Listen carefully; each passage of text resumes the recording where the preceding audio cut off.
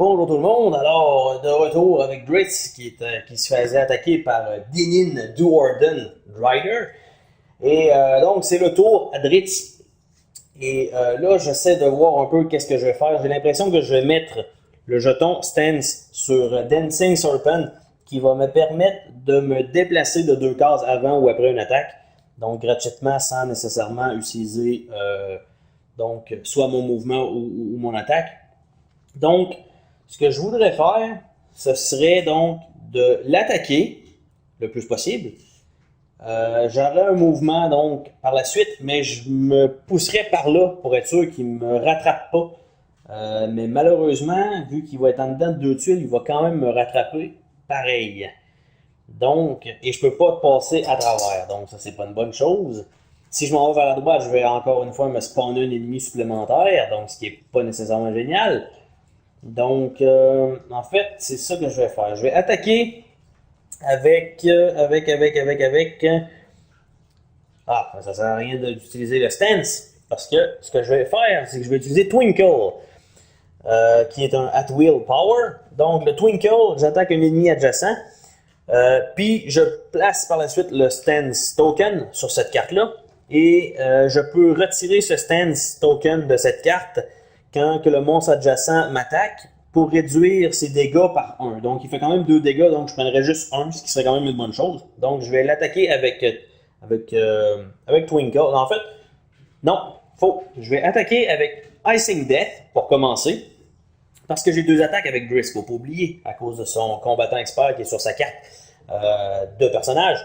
Donc, je vais attaquer un héros adjacent avec Icing Death, que si je roule donc 18, 19 ou 20, je vais faire 2 dégâts au lieu de 1. Donc je vais commencer par ça. Donc j'attaque cette grosse merde. Et je roule 18. Quelle chance! 18. Et donc je fais 2 dégâts sur cette grosse merde. Qui est qui est quand même vraiment pas petit en fait. Et je sors un petit compteur 2 dégâts.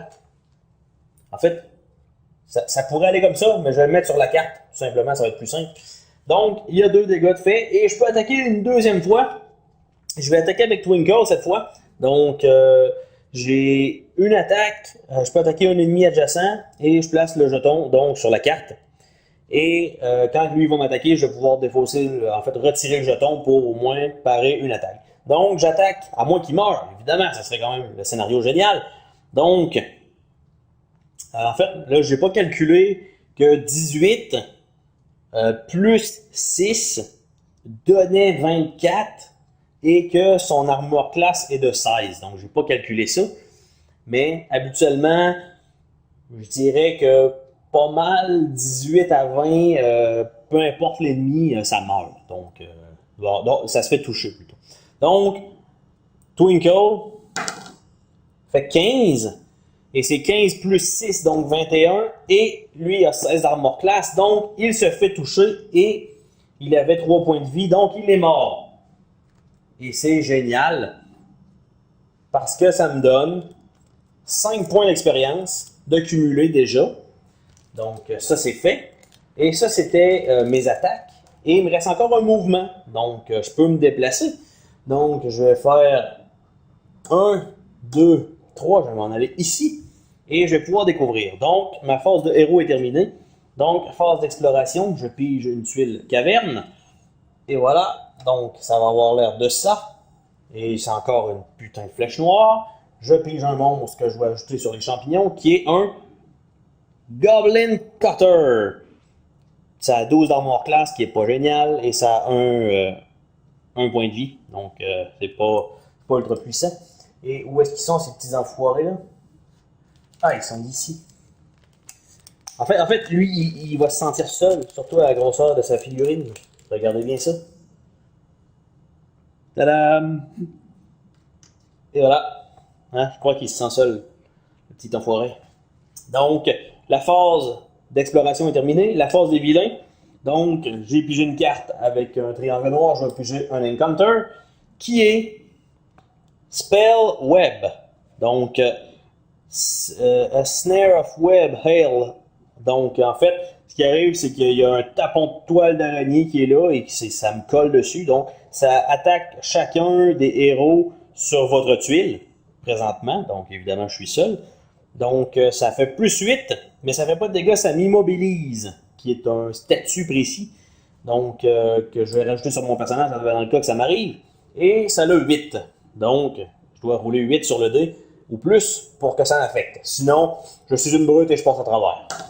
Eh bien non, je suis immobilisé dans les toiles d'araignée, il était trop épaisse. Donc, ça c'est fait.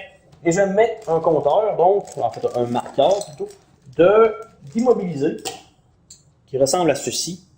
Donc, je ne peux pas bouger. Par contre, en fait, je ne peux pas bouger, mais je peux même pas attaquer non plus. Défaussez cette condition à la fin de votre phase de héros. Donc, et voilà. Donc, je vais le mettre sur mon personnage, au-dessus de mon personnage. Et donc, la phase de vilain, j'ai pigé ma carte, et là, c'est le petit ennemi qui va s'activer. Donc, le Goblin Cutter. Donc, sa tactique, si le gobelin est à une tuile d'un héros, ce qui est le cas présentement, il bouge sur une case adjacente, sur le héros le plus proche, et attaque avec le Crud Dagger, donc une dague crude. Ok, crute ou crude.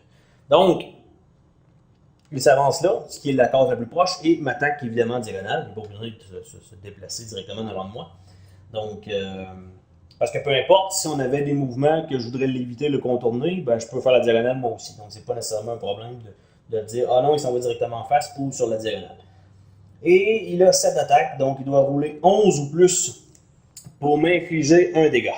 Donc, il roule 13 et ça fait 20, hein, bien sûr. Donc, et il me fait donc un dégât. La petite merde me slashé derrière les genoux. C'est un enculé. Donc, je retire un jeton donc, de vie de mon personnage. Et donc, la phase de vilain est terminée.